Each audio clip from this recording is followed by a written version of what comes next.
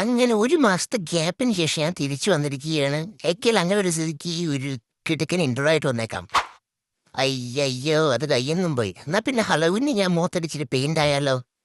ഒരു terror paint ഞാൻ ഉദ്ദേശിച്ചു, പക്ഷേ ഔട്ട്പുട്ട് വന്നപ്പോഴത്തേക്ക് പുലികളെ ഏൽപ്പിക്കും. അതുകൊണ്ട് ഞാൻ പെട്ടെന്ന് വായിച്ചു കളഞ്ഞു. കാരണം ഫ്ലോറിനെ കണ്ടില്ലേ നല്ല കിട്ടില്ല ടെറർ ലുക്ക്.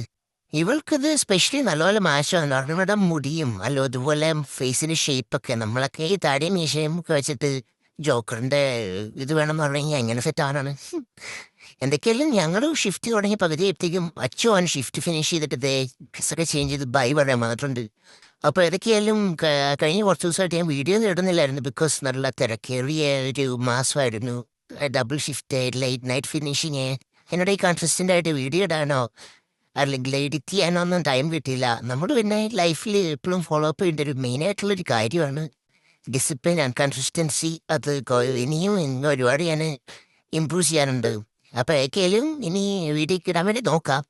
അതിൻ്റെ ഒരു തിരിച്ചു വരാനുള്ള സെറ്റപ്പിൽ ഇരിക്കട്ടെ. കൈ ചായ ഉണ്ടാക്കിയും കുടിച്ചാൽ ഇന്ന് തിരക്കില്ലാത്തൊരു ദിവസമാണ്. അതുകൊണ്ടാണ് എനിക്ക് വീഡിയോ എടുക്കാൻ അതുപോലെയൊക്കെ പറ്റിയത്. പിന്നെ നമ്മളെ ഇങ്ങനത്തെ കൈസ് അപ്പം ഞാൻ ഉണ്ടാക്കി ചായയൊക്കെ ഒന്ന് കുടിച്ചിട്ട് നേരെ വർക്കിലേക്ക് കയറിയാലോ. കാര്യം പറഞ്ഞാൽ തിരക്കിലായിരുന്നു ഇന്ന് പറഞ്ഞെങ്കിലും ലാസ്റ്റ് ടൈമത്തേയും കുറച്ച് തിരക്കൊക്കെ വന്നു. അപ്പോൾ നമ്മൾ മൂന്നാല് എക്സ്പ്രസ്സോ മാർട്ടിനിയൊക്കെ അടിച്ചു.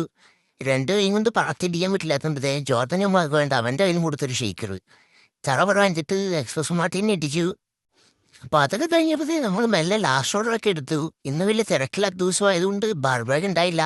എന്നിട്ട് നമ്മൾ ബാർ എക്യുപ്മെൻറ്റ്സ് ഒക്കെ വാഷ് ചെയ്ത് ബാറൊക്കെ ക്ലോസ് ചെയ്ത് ക്ലീനിങ്ങും പരിപാടിയൊക്കെ ചെയ്ത് സാധനങ്ങളൊക്കെ ലേബലും ചെയ്ത് എല്ലാം ചെക്ക് ചെയ്തിട്ട് നമ്മൾ നേരത്തെ പുറത്തുനിന്ന് എന്ത് ചെയ്യും 12 മണി കഴിഞ്ഞു. 12 മണി കഴിഞ്ഞാൽ പിന്നെ നമുക്ക് ഊബർ എടുക്കാമല്ലോ. എന്താ നല്ല കമ്പനി ചിലവിൽ ഊബറൊക്കെ ബുക്ക് ചെയ്തിട്ട് 1 മിനിറ്റിൽ മച്ചാൻ വരുന്നുണ്ട്. എന്നാൽ പിന്നെ അങ്ങനെയായിട്ടാ ഗൈസ്. Good night. അപ്പോൾ അടുത്ത വീഡിയോയിൽ കാണുന്നവരേക്കും വണക്കം.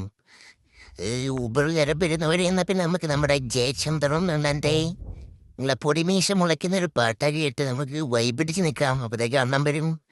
പൊടിമീശ മുളയ്ക്കണ കാലം ഇടനെഞ്ചിൽ ബാൻഡടി മേളും.